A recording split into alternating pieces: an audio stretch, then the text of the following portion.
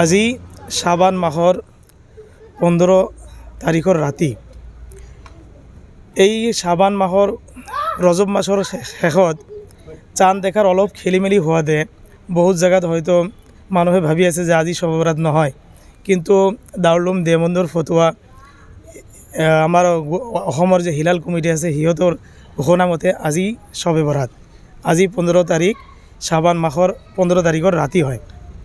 এই তাৰিখৰ ফজিলত সম্পৰ্কে হাদিছত প্ৰায় 17জন সাহাবা তেওঁলোকৰ পৰা বৰ্ণিত হাদিছ এই ৰাতৰ ফজিলত সম্পৰ্কে আহিছে।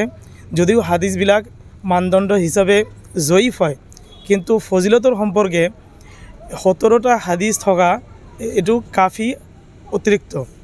সেইকাৰণে আমাৰ পূৰ্বপুৰুষ আকাবিৰসকলেও এই ৰাতি নফল ইবাদত কৰিছে।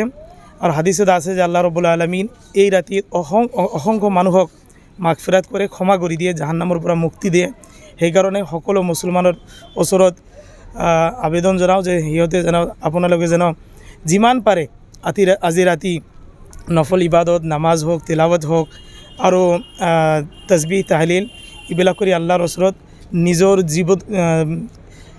নিজৰ অতীতৰ যিবিলাক ভুল বা ক্ষমা গুনাহ হৈছে তাৰ কাৰণে ক্ষমা বিচাৰে। আল্লাহ ৰব্বুল আলামিন আমালোকৰ সকলক ভালেভাৱে ইবাদত কৰিবৰ কাৰণে তৌফিক দান কৰক। আমিন।